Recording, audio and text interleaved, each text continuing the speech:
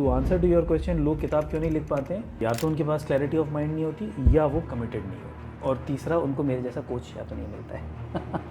There is this equation that I've heard that a good book is 50% writing and 50% good marketing. If you don't market your book, then your book will be like best kept secret. बहुत अच्छी किताब है लेकिन कहाँ है बोले वो छुपा के रखी, मैंने किसी को बताया नहीं है.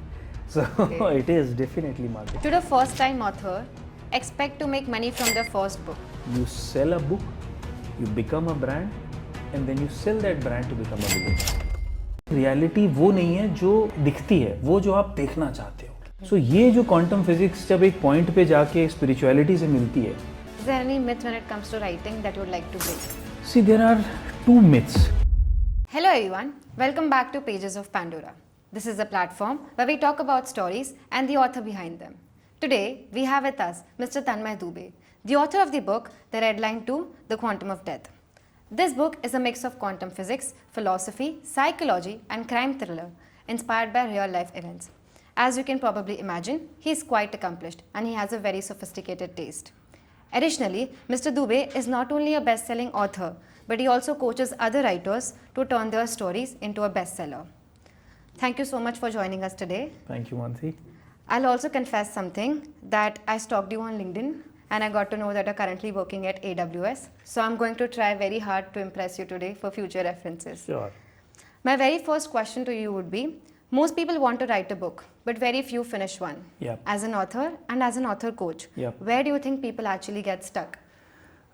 See, what I'm going to tell you is in general true with the life, right? A lot of people who approach me as a book writing coach, and when they ask me that, Tanmay, I want to write a book, what I found lacking in them is when I ask them, why do you want to write a book? So that clarity of why is not there in the most of the people, right? And that's true with life also, that in life, whatever you do, if why are you doing this is not clear, you will not be able to finish that, or you won't have that hunger and the drive to finish that work. Now, I have a formula called 4C is equal to S. Okay. Right? You want me to tell that? Yes, please. Okay. So 4C stands for, first C stands for clarity of mind. That's where the why part of any aim is taken care of. That you want to be an actor, you want to be a writer, you want to be a lawyer or a doctor. Why do you want to do that, right? It's your passion, it's your inner calling, or is you're trying to do it for others, or is society, or parental pressure, or whatever it is. So first C, anyone who want to achieve success, is he or she should have the clarity of mind, right? Second is commitment. Right? Second is commitment. So once you have a clarity that, okay, I want to be a doctor or I want to be a writer, am I really committed to it or not? Right? You commit. Or let's take an example of losing weight, or people join gym and they say, hey, I want to be fit, I am committed to it. And the third and the most crucial part which comes here is the consistency. यहाँ पे आके ना 99% जो लोग होते हैं consistency में मात खा जाते हैं. So you have to be consistent. In now coming back to the question that you asked कि writing में क्या होता है? Writing में आपको clarity of mind है, आप writer क्यों बनना चाहते हो? Committed भी हो, but consistent नहीं हो. वहाँ पे लोग फंस जाते हैं. और जो चौथी और सबसे आखिरी चीज़ है, जिसको मैं कहता हूँ camaraderie, fourth C, right? Camaraderie या mentorship या एक like-minded group के साथ होना. अगर आप physical fitness में हो, I am an Iron Man, right? I've done a marathon, I'm running the Mumbai Marathon and all that. So why am I able to do it? Because I am surrounded by like-minded people. Okay. So एक हमारे यहाँ philosophy की बात निकली है, एक concept होता है, अगर जीवन में आपको आगे बढ़ना है, सेवा, सत्संग, साधना, right? So ये जो camaraderie है, ये सत्संग का part है, कि आप एक साथ एक जैसे लोगों के साथ रहोगे, तो आप जिस भी लक्ष्य के प्रति आगे बढ़ रहे हो, उसमें आपको और पॉजिटिव एनर्जी मिलेगी और आगे जाओगे. सो जब ये 4C अलाइंड हो जाते हैं ना, तब सक्सेस आपको 100% मिलती है. So to answer to your question, लोग किताब क्यों नहीं लिख पाते हैं? या तो उनके पास क्लैरिटी ऑफ माइंड नहीं होती, या वो कमिटेड नहीं होते, और तीसरा उनको मेरे जैसा कोच या तो नहीं मिलता है. I think that's a very good answer, and it applies to all the aspects of life, in all areas of life. My second question to you would be, what does writer's block actually mean from a coach's point of view? See writer block, अगर मैं बोलूँ कि एक ऐसा, let's explain it, कि एक ऐसा moment आ जाता है किताब लिखते वक्त या अपनी कहानी लिखते वक्त जब आपको समझ में नहीं आता है कि मैं क्या करूँ, या इस कहानी को, इस किरदार को, इस चैप्टर को और आगे कैसे बढ़ाऊँ. सो मेरा उसमें एज ए कोच लोगों को यही एडवाइस होता है that don't try to hold it too hard. मुझे आ नहीं रहा, मुझसे हो नहीं रहा, मुझसे हो नहीं रहा, ऐसा मत करो. लीव इट, छोड़ दो. राइट नाउ जैसे ही आप उसको छोड़ते हो ना, आपके सबकॉन्शियस माइंड में एक मैसेज जाता है कि you are not trying to hold it that well, and it is you know you are leaving it, you are making it free from your immediate attention. जैसे आप उसको छोड़ते हो, and then my advice to other people is छोड़ के क्या करें. तो मैं बोलता हूँ आपको जो भी अच्छा चीज़ लगता है, आपको म्यूज़िक सुनना अच्छा लगता है, डांस करना अच्छा लगता है, swimming, cycling, hanging out with friends और रीडिंग, कुछ भी करिए आप, बट उस बारे में मत सोचिए, क्योंकि जहाँ रास्ते में जिधर जाना है, जितना ज़्यादा सोचोगे उतना ज़्यादा आप परेशान होगे. और believe me, the subconscious mind आपको एक टिंग देगा कि यार ये, and it can happen any time. It can be, let's say you are taking a shower और यू आर जस्ट ड्राइविंग, और आपको एकदम से कोई चीज़ आप देखोगे, साइन बोर्ड देखोगे, कोई मैसेज देखोगे, आप बोलोगे yes, you know I can do that. So बड़ी मज़ेदार बात है, अगेन फिलोसफिकल है, बड़ी यू नो डायकॉटमी है कि आगे बढ़ने के लिए आपको रुकना पड़ता है, किसी चीज़ को और ज़ोर से पकड़ने के लिए उसको एक बार छोड़ना पड़ता है. So that's my advice to people who want to overcome the writer's block. That was a very beautiful answer and you explained it really, really well. Now, my third question would be, how do you help writers push through their self-doubt? Good question. See self doubt, सवाल तो एक है self doubt, but self doubt जब लोग आते हैं ना मेरे पास, अलग अलग तरीके से बोलते हैं कि यार तन्मय, स्टोरी तो है मेरे पास में, लेकिन छोटा सा आइडिया है, क्या मैं इतना बड़ा बुक लिख पाऊँगा. राइट. सेकंड होता है, सेकंड होता है कि यार मैं इंग्लिश में लिखूँ कि हिंदी में लिखूँ, मैं पोएम लिखूँ कि मैं फ़िक्शन लिखूँ कि नॉन फिक्शन लिखूँ, आजकल मार्केट में क्या चल रहा है, और मैं तो लिटरेचर का स्टूडेंट नहीं हूँ, how do I right my book. Right. So a lot of people come with a very different kind of self doubts कि मुझ में ये डाउट है. सो अलग अलग डाउट्स का अलग अलग जवाब है. You have to be really honest to yourself. वहाँ पे वापस वही क्लैरिटी ऑफ माइंड वाली बात आ जाती है कि आप ऑनेस्ट कितना हो अपने काम के लिए. अगर आपको ऑनेस्टी से मतलब तात्पर्य ये है कि आपको खुशी किस चीज़ में मिल रही है. Don't let it governed bye कि यार मैं ये बुक लिख के, हम लोग बुक लिख के यू नो मैं इतने करोड़पति बनूंगा, या मैं पैसे कमाऊंगा, या मैं ये करूंगा. If you are really honest as a photographer also, as a filmmaker also, do whatever you want to enjoy. तो जैसे ही आप वो काम करने लगते हो जिसमें आप इन्जॉय करते हो ना, वो फिर काम दिल से निकलता है. सो सेल्फ डाउट में choose a thing which you know you really want to do it. And the second part is, कभी भी किताब लिखते वक्त ना 99% टाइम मैं देखता हूँ लोगों को वो अपने आप को सेल्फ इवेल्युएट करने लग जाते हैं. Because you have grown up reading certain kind of a literature, the moment you write your first draft and you look at it and you say यार ये तो वैसा है ही नहीं जैसा मैं चाह रहा हूँ, या मैं जैसा लिखना चाह रहा हूँ वो मैं लिख नहीं पा रहा हूँ, और आदमी वहाँ सेल्फ डाउट में जाता है कि कैन आई डू इट और not. So my answer to all the upcoming writers is, or rather who want to write a book is, the first version of your manuscript is always going to be the vomit version. ये आप मान के चलो कि ये मेरा vomit version है. आप लिखते जाओ, आप just you stick to the consistency part, right? You find the time, you stick to a time schedule, और आप लिखते जाओ कच्चा पक्का जो भी आ रहा है. और उसके बाद there are external helps like editors available, there are proofreaders available who can help you shape that work. So self doubt, जैसे ही आप सेल्फ इवैल्यूएशन करने लग जाते हो ना, सेल्फ डाउट आपको घेर लेता है. और सेल्फ डाउट और वो घेरेगा तब जब आप वो काम करोगे जो आपके मन का नहीं है.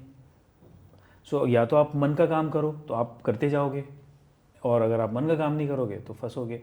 सो ये दो एस्पेक्ट हैं सेल्फ डाउट को ओवरकम करने के लिए. I think one doubt that a lot of people can have is, if they have a very short story, do you think the number of pages would matter when they are putting it out there in the market? Not at all. No? Not at all. See, your story matters, right? What you want to say matters, right? Okay. And a lot of people try to judge the success of their book by the number of sales. कि यार book कितना बिका, right? It is not about that. It is about, as an artist, if you are able to express yourself, if there are few learnings that you want to tell to the world, or you just want to basically go ahead and express yourself. and if it is coming out in a form in which people likes it, and you know there are so many things works, you've marketed it well, not well, whatever, but हमारी समाज का जो success measure करने का पैमाना है ना, वो पैसे से है कि तुम पैसे कितना कमा रहे हो, या जो भी तुमने काम किया वो कमर्शियली कितना सक्सेसफुल है. सो वहाँ पे हम फंस जाते हैं. Again if you looking for lot of external validation, तो वहाँ पे हम फंस जाते हैं. So short answer to your question is it doesn't matter as long as the story is true and an honest attempt to tell an entertain world, or if it's a horror, it's a comedy, whatever, go ahead and do that.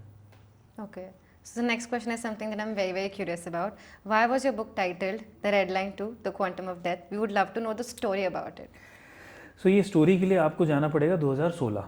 So 2016 में I had written 2 books by then. By the way, this is my 8th book, right? 8वीं किताब है मेरी. तो मैंने red line का जो मोटा मोटा कॉन्सेप्ट है, मुझे वो कॉन्सेप्ट ऐसा था कि इनका जो मेन कैरेक्टर है वो हनुमंत शास्त्री नाम के एक पुलिस वाले हैं. Now Hanumant Shastri ji is not a Singham, right? He is not a very typical policeman which you say. He is basically a pandit जी.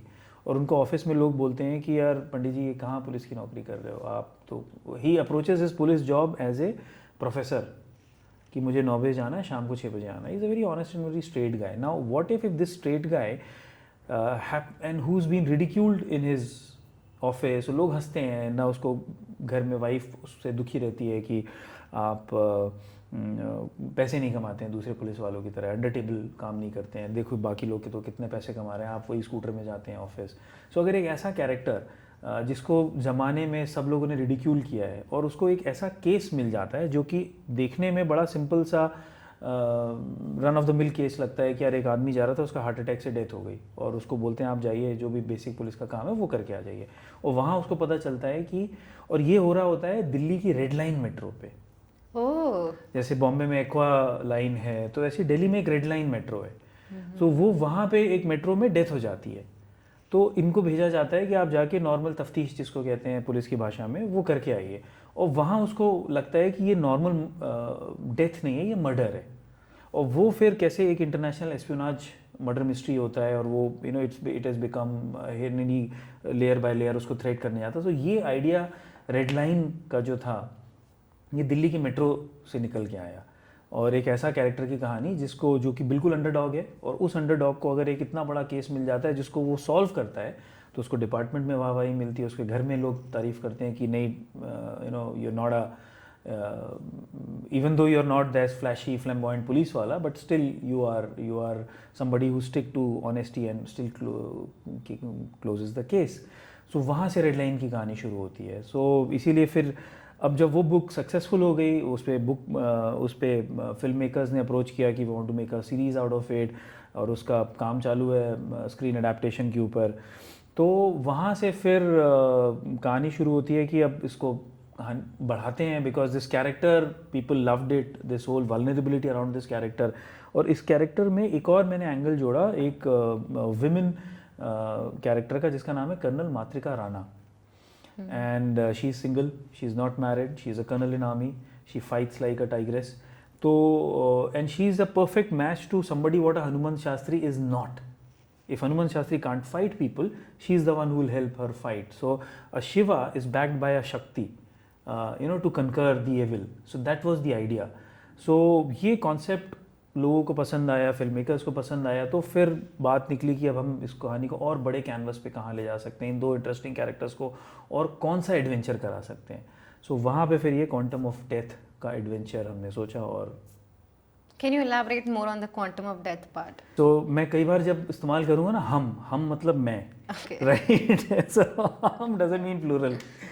उस दौरान मैं अगेन 2019 का तो मैंने बता दिया, 22-23 के दौरान मैं पढ़ाई कर रहा था कि I was quite intrigued by quantum physics and spirituality. So what is consciousness and what is reality, right? So ये सारे सब्जेक्ट्स के ऊपर मैं पढ़ाई कर रहा था. तो क्वांटम फिजिक्स की एक बड़ी मज़ेदार चीज़ आपको बताता हूँ कि क्वांटम फिजिक्स जो क्लासिकल फिजिक्स होती है उससे बिल्कुल अलग होती है. क्लासिकल फिजिक्स कहती है कि ग्रेविटेशन है, सॉलिड है, लिक्विड है, राइट?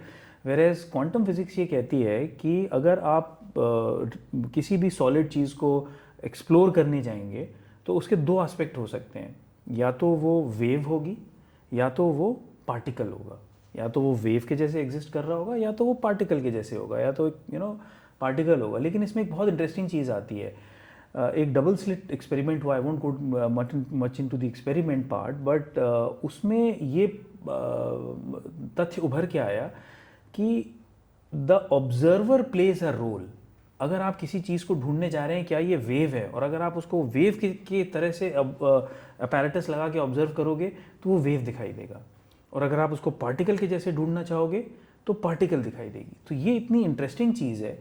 तो इसका एक बिल्कुल फिलोसफिकल आंसर है कि रियलिटी वो नहीं है जो दिखती है, वो जो आप देखना चाहते हो। सो ये जो क्वांटम फिजिक्स जब एक पॉइंट पे जाके स्पिरिचुअलिटी से मिलती है, क्योंकि नॉर्मल लाइफ में वहाँ पे एक तीसरा एंगल आ जाता है फिलॉसफी का।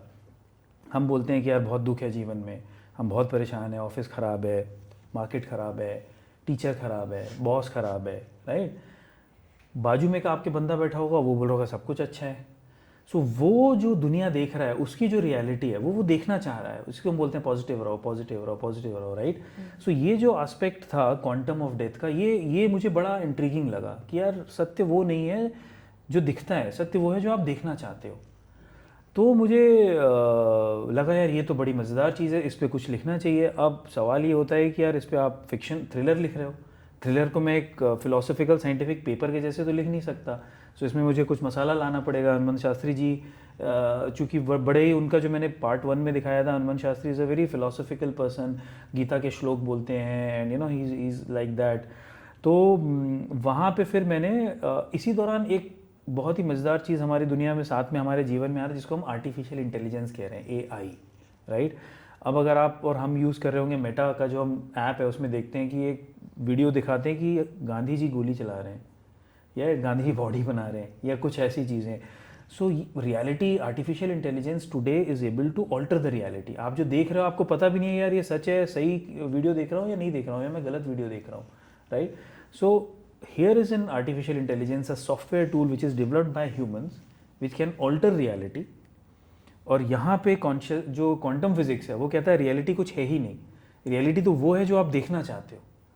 तो ये दोनों को मिला के मैंने कहा कि यार this is like a big concept, जहाँ पे दो अलग अलग हमारे जीवन की जो रियलिटी, अगर मैं बोलूँगा कि आर्टिफिशियल इंटेलिजेंस भी है, क्वांटम फिजिक्स भी है। सो इनको मिला के फिर मैंने एक ऐसा थ्रिलर सस्पेंस प्लॉट बनाया जहाँ पे ग्लोबल क्वांटम रेस जो चल रही है चाइना इंडिया के बारे में, आर्टिफिशियल इंटेलिजेंस कैसे कैसे हो रहा है। सो उस कॉन्टेक्स्ट के ऊपर इस बड़े थ्रिलर का क्या कहते हैं कि उसको कहानी को बुना गया, ताना बाना बुना गया। उसमें जो स्पिरिचुअलिटी वाली पार्ट है, उसमें जो विलेन है उसका नाम है तांत्रिक त्रिकालदर्शी BK महाराज, राइट। और यहाँ पे जो इविल आर्टिफिशियल इंटेलिजेंस है उसका नाम है आई ऑफ द होरुस। अब ये दो जब two negative powers, they are trying to India को बर्बाद करने वाले, इंडिया को ख़राब करने वाले हैं, तो फिर से वही अनलाइकली हीरो और हीरोइन का कॉम्बो आता है, हनुमान शास्त्री का और मातृका राणा का, जो इन दोनों विलन्स को ख़त्म करते हैं और इंडिया को बचाते हैं। So that's the broad concept of what a quantum of death is all about. Wow, that was so very beautifully explained. I would like to know, can we read this book as a standalone? Yes, it can be picked up as a standalone book. और मेरा idea ये है कि red line series हम करेंगे और अलग अलग एडवेंचर्स जो हैं हनुमान शास्त्री के और मातृका राणा के, और भी जो उनके साथ के कैरेक्टर्स हैं। There is very interesting character called Azhar Ansari, who is like not necessarily a sidekick, but he is like a friend need who is always present for Hanuman Shastri. वो उनके, अगर ये सब इंस्पेक्टर हैं तो वो असिस्टेंट सब इंस्पेक्टर हैं, अगर वो SP हैं तो ये DSP हैं तो वो इंस्पेक्टर है, प्रमोशन हो जाता है उनका, तो वो उनकी बड़ी मदद करते हैं। तो उनके एडवेंचर्स चलते रहेंगे। सो हर किताब स्टैंड अलोन अलग अलग रहेगी, and you need not have to necessarily read 1, 2 और 3, जैसे सिंघम 1, 2, 3 या मिशन इम्पॉसिबल 1, 2, 3, 4 है, right. They are not connected. So ये वैसे ही है रेडलाइन 2 भी। Also, I feel like quantum physics to a certain extent supports delusionalism. Yes. I really like that. Exactly. That it is backed up by science. So now if I'm trying to be delusional, I can be say the quantum physics believes it. True. So my next question to you would be, I've always believed that intelligence is a very, very attractive trait in people. Yeah. But this book portrays this quality as something that's dangerous. Yes, it is. Do It you is. believe that in real life? It is. See, intelligence एक इतना important शक्ति है कि अगर उसको सही इस्तेमाल किया जाए तो ह्यूमैनिटी का बहुत बेनिफिट हो सकता है, विच वी हैव सीन. और अगर उसी इंटेलिजेंस को हम ख़राब तरीके से यूज़ करें, nuclear power, right, nuclear bombs, we created it to destroy ourselves. So intelligence is a very very dangerous double edged sword.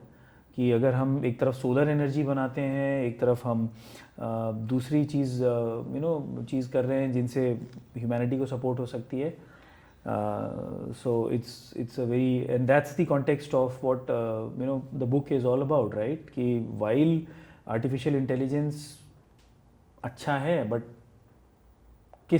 किस नज़रिए से आप उसको देख रहे हैं, किस लेवल तक अच्छा है, और अगर क्या वो अच्छा अगर बुरा बन जाए, so how your life will become miserable. So that's also one of the subplot in that book.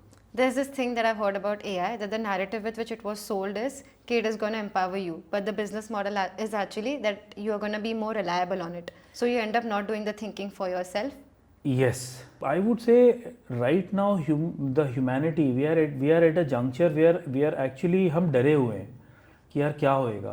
अगर हम इसको थोड़ा पीछे जाके समझें, जब इकलौता मीन्स घोड़ा गाड़ी थी ट्रांसपोर्ट करने की, तो जब पहली बार ऑटोमोबाइल आए और दूसरी चीज़ें आई तो सारे डर गए थे कि यार ये कैसे होगा, मशीनें करेंगी, हम तो सदियों से घोड़ों से चलते हुए आए हैं, ऊँट से चलते हुए आए हैं, ये मशीन से कैसे होगा, right. So we are at that juncture as human beings जहाँ पे आर्टिफिशियल इंटेलिजेंस आ गया और हम बोल रहे हैं कि यार पता नहीं हमारे जॉब्स खा जाएगा कि नहीं खा जाएगा, right. Is it really tool? वो तो आने वाला वक्त ही बताएगा. अभी तो हमें यही समझना चाहिए एज ए पॉजिटिव एटीट्यूड कि ये हमारा टूल है. We have created artificial intelligence and we will in all possibility be able to live alongside with it. It will definitely be a part of it. It is indeed. अगर आज आप use करो, हम Google map use करते हैं, right. रास्ते शायद ही किसी को याद होगा. हम लोग बाय डिफ़ॉल्ट गूगल मैप याद करते हैं. आज से 10 साल 5 साल पहले हमें रास्ते याद होते थे कि अच्छा अगर मुझे नवी मुंबई जाना है तो वो शॉर्टकट है, बट हम नहीं यूज़ करते हैं. सो आर्टिफिशियल इंटेलिजेंस वैसे ही आ गया है. सोचना हमने वैसे भी ऑफलोड कर दिया है कंप्यूटर्स को. कैलकुलेटर, एक ज़माने में कैलकुलेटर यूज़ करना, टू मैथ्स के टेबल याद करना स्टूडेंट्स के लिए बहुत इंपॉर्टेंट चीज़ होती थी. Was important skill. बट हमने वो स्किल को ऑफलोड कर दिया कैलकुलेटर को कि ठीक है यार, जो चीज़ ज़रूरी नहीं है कैलकुलेटर से हो सकती है, करने दो. And we are not feeling bad about it also. So वैसे ही है. We are standing at that juncture and I think time will tell. But AI for sure will coexist with us. So you're positive about AI? I am pretty much positive about AI, and as long as we are using it consciously, as long as we are able to retain the human part of ourselves, not the religious part. I am saying the human part. तो तब तक as human beings, I think we will be able to coexist with AI. Okay. So the next question coming your way is, who should not read this book? Anybody who wants to shy away from what future will look like should not read this book. Wow. Everybody should read this book. And जो ये किताब नहीं पढ़ेगा वो बहुत बड़ी गलती करेगा. क्योंकि इसमें मैंने कुछ ऐसी बातें कही हैं जो कि हमारे जीवन में हो रही हैं. So I think everybody should read this book. That was spectacularly answered. Has writing changed how you observe people or situations? Not really. I think as a kid I was always quite an observant guy, and because I was always a reader, so मैं हमेशा से काफ़ी curious था. So and I was always a good storyteller, be it a kid or लिखना तो बात की बात होती है, but I don't think so. My observation has more or less remained same, and I've been always like this only. What's one of the hardest thing that you have to unlearn as a writer? See,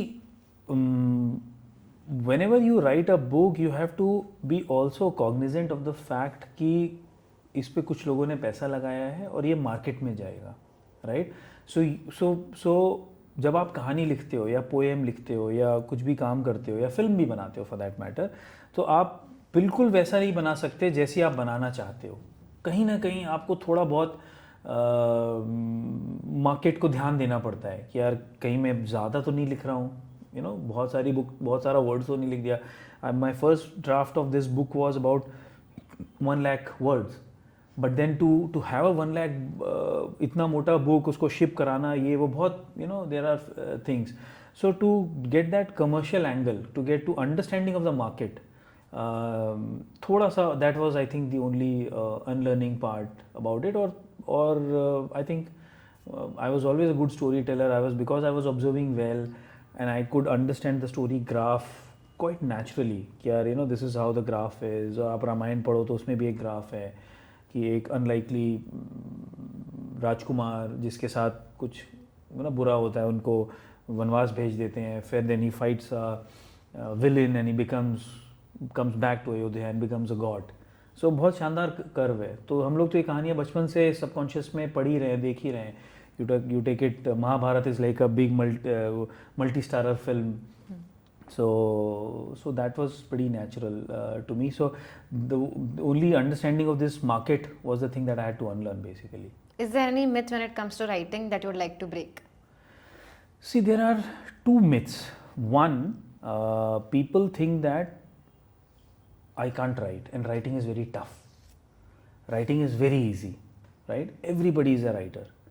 But then the second part is, because artificial intelligence is here and people think यार अब तो AI लिख देगा, अब तो मुझे कुछ लिखने की ज़रूरत ही नहीं है. So AI किताब नहीं लिख सकता है और आप किताब लिख सकते हो क्योंकि ये बहुत आसान है बुक लिखना. और you just have to follow certain things and everybody is a writer. So I think these are the two myths that I want to break. I want to understand why you think AI cannot write a book. I can give it a prompt and I'm pretty sure it will write me a short story. See, AI can write content, but it will always lack the context of a human, right? It's emotions, human's emotions, your learnings, your heart, right? You can always create a body, but you won't be able to put soul into it. So that soul part is thankfully with humans as of now. That आप ही उसमें जान डाल सकते हो मुर्दा में. आपको words तो हज़ारों लिख देगा, आप उसको बोलो आप 5000 वर्ड लिख दो इसके ऊपर, वो लिखते जाएगा, राइट. और वाइल देयर आर डिबेट्स कि यार ये प्लेगरिज्म है या कहीं से वो ओरिजिनल कंटेंट नहीं होता, चलो एक बार मान भी लिया कि आपने प्लेगरिज्म को आपने ओवरसी करके आपने लिख दिया, आपने लोगों को बता दिया साहब ये मेरा किताब है, बट उसमें कभी भी वो जान, वो जिसको कहते हैं ना, वो स्वाद, वो खुशबू, वो सोल किताब में कभी भी नहीं आएगी. उसके लिए आपको ह्यूमन टच डालना ही पड़ेगा.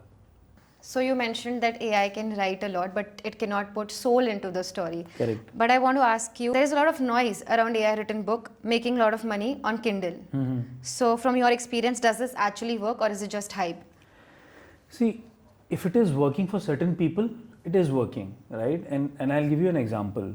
आप कोई खाना, आप किसी रेस्टोरेंट में जाते हो और अगर आप वहाँ पे ठंडा खाना सर्व कर रहे हो या रेडी टू कुक वाला खाना सर्व कर रहे हो और कोई खा रहा है तो कोई प्रॉब्लम नहीं है, दोनों खुश हैं, राइट. और अगर आप किसी ऐसे अच्छे रेस्टोरेंट में जाते हो जहाँ यू वांट कि यार मुझे एक जो मैं आपको खाने का ऑर्डर दूँ वो वैसी आप डिश बना के लाएं, गरम लेके आएँ, ताज़ी बना के आनी चाहिए, वहाँ पे this won't work, this whole AI thing.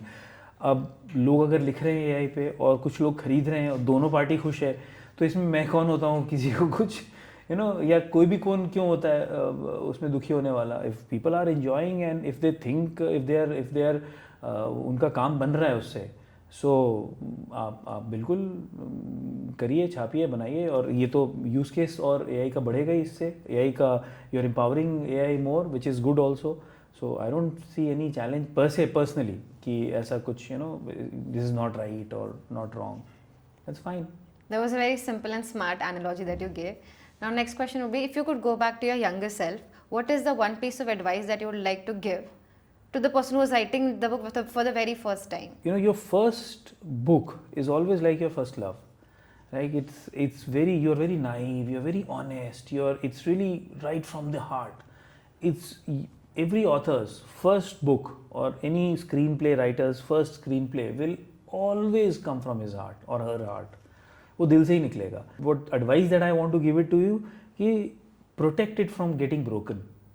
और ब्रोकन इसलिए होगा क्योंकि जैसे आप ऑनेस्ट आप दिल से लिखोगे, right, it may not suit the market और people may start judging you. So मैं अपने आप को ये बोलूँगा कि इतना ऑनेस्ट मत हो, थोड़ा सा कमर्शियल हो जाओ. Is the advice that I would want to give to people. Okay, that's a very genuine advice. Now, the next question would be, should a first-time author expect to make money from their first book, or should they think differently? सवाल फिर घूम फिर के वापस आ जाता है कि why do you want to write a book, right? And बहुत बड़ी मिथ्या है कि लोग बोलते हैं कि आप किताब बेच के करोड़पति बन जाओगे. किताब बेच के कोई भी करोड़पति नहीं बनता, right? By selling books, you will never become a billionaire. There is the 3B formula. You sell a book, you become a brand, and then you sell that brand to become a billionaire. So it's 3B, right? B. So, and I'll give you example. Look at Robin Sharma. Look at Shiv Kheda, right? Look at Ankur Warikoo. Look at Tim Robbins. ये सारे लोगों ने ना बहुत अच्छी किताबें लिखी हैं, बट इन लोगों का जो मेजर PNL अगर आप देखोगे, ये आता है इनके कोर्सेज से, इनके वर्कशॉप से, इनकी कोचिंग से, इनके स्पीकिंग असाइनमेंट से. So that is where they are making the money. So जो भी लोग मेरे पास आते हैं, again they want to say, when I ask them why do you want to write a book, sir मैं फेमस होना चाहता हूँ, सर मैं इसको बेच के पैसे कमा लूँगा किताब को बेच के. सो फिर मैं उनको मैथ्स ब्रेक डाउन करता हूँ. अच्छा, ये किताब आपकी कितने की होगी? 200 रुपये की फ़र्ज़ करो, राइट. कितना आपको रॉयल्टी मिलेगा? सर 50% मिलेगा. मैं 100 रुपये का आपको प्रोडक्ट बेचना है, तो कितने ऐसे 100 रुपये आप बेचोगे और महीने का आपको कितनी की ज़रूरत है? लाख रुपए कमाना है, राइट. सो अब आप मैथ्स कर लो कि कितनी बुक्स बेचनी पड़ेगी. So are you capable of selling that book? Are you that brand yet? So then the answer most of the time is no. So then I tell them that this is the path, and I help people to write a book in such a way that they can create a brand, they can build a certain IP around that book और फिर उसको cash कर सकते हैं. So ये जो मैंने आपको बताया ये सेल्फ हेल्प बुक्स के लिए है. बाकी जो अदर है, अगर फिक्शन बुक आपने लिखी है तो वो आप you can sell the rights, movie rights to any film maker और अ प्रोड्यूसर. सो वहाँ से आप पैसे कमा सकते हो. सो बट वो जो एक नॉर्मल मैथ्स है, और जो तीसरी बुक है, अगर आप इसी पे मैं बात करता हूँ, आप अगर एकेडमिक बुक्स लिखते हो तो हाँ बेशक आप वो किताबें बेच के कमा सकते हो, क्योंकि एकेडमिक बुक्स आपको हर साल दर साल बच्चे खरीदते हैं. Kids buy that books again and again. So वो एक मैथ्स ज़रूर यहाँ पे काम करता है कि यार किताब बेच के मैं रेवेन्यू कमा रहा हूँ, बट अकेले that doesn't work. Okay, so adding on to this, there is this equation that I've heard that a good book is 50% writing and 50% good marketing. It is. Do you believe that? Yes. If you don't market your book, then your book will be the best kept secret in the bookshop or in Amazon, wherever you are selling it, right? It will be like best kept secret. बहुत अच्छी किताब है, लेकिन कहाँ है बोले वो छुपा के रखी, मैंने किसी को बताया नहीं है. So it is definitely marketing. Yes. Perfect. Now, why do you think some writers grow faster with guidance while others keep repeating the same mistake for years? See, it boils down to an individual personality also. In life also हम लोग एक ना ज़िंदगी की बड़ी मज़ेदार चीज़ है, हमको जीवन बार बार वही सिचुएशंस में डालता है, राइट. अगर आपका बॉस से झगड़ा हो रहा है तो आपको बार बार बॉस से झगड़ा होएगा, और अगर उस झगड़े में आपका नुकसान हुआ, आपको नौकरी से निकाल दिया या डिमोशन दे दिया, whatever, so life will inadvertently throw you same situations again and again, and it is up to an individual to either learn from the mistakes he और she made and to outgrow himself और herself. That's the basic purpose of human life. हम जीवन में आते ही सिर्फ सीखने के लिए हैं. हम पैसा कमाने के लिए पैदा नहीं होते, पैसा आ जाता है, right. The whole purpose of your why you are born is to basically grow your self from one level to another level.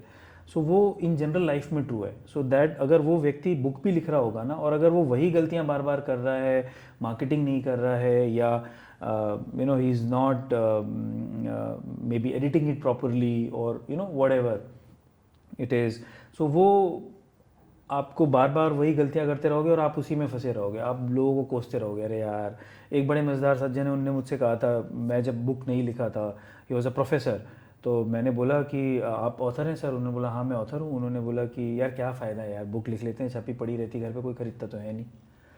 So it is again long answer short, if you keep on repeating the same mistakes, life will throw you into same situations, and if you keep on doing the same, you'll get same results, same failures. You won't grow. That was a very fair answer. Many people publish multiple short story quickly to chase trends and algorithms. So is there a sustainable strategy according to you? See, it all depends upon where that author or that person wants to reach, right? आज आप सच मानो या ना मान, मतलब accept करो या नहीं करो, algorithms are something which is driving all of us, right? And that's also an interesting concept that I've written in my book, The Red Line, कि there are only few companies जो एक समय ऐसा अभी आ गया है, रादर आप वही खरीदते हो जो algorithms आपको दिखाती हैं, आप वही ढूंढते हो जो वो सर्टेन सर्च इंजिन आपको दिखाता है, आप बोलते हो हाँ यही सच है। सो सच आपका चेंज होते जा रहा है। सो algorithms are definitely playing a very very important in our lives, and if there is somebody who's chasing algorithms to reach somewhere, I think that's a fair call. Okay. He or she can do that because that's how life in right now is working. So wo to that's perfectly fine. So one more question to you would be, can you describe your book in 3 words? You have to convince the readers to read it in 3 words. I would say thrill, suspense, and a lot of action. Okay. So now you have to answer everything in 1 word, and you just get 10 seconds to answer Sure. the question. So first question coming your way, what's more important for a writer, routine or inspiration? See, I'm an Iron Man, so I would give preference to routine. Okay.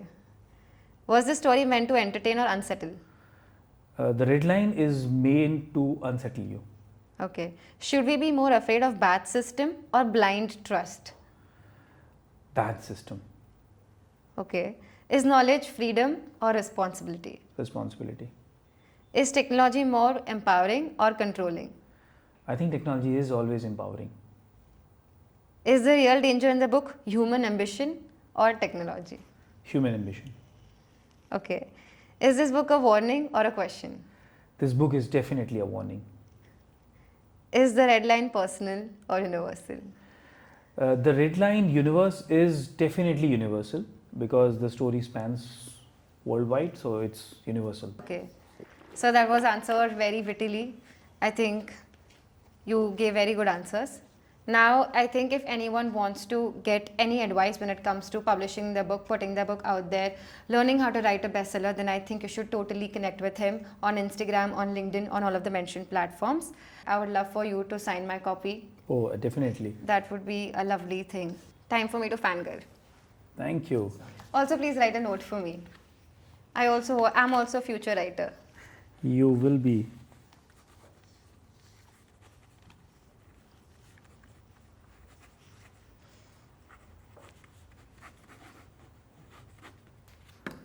That's for you. Thank you so much. Thank you so much for giving us your time and joining us today. It was an absolute pleasure having you here. Thank you. It was lovely talking to you as also.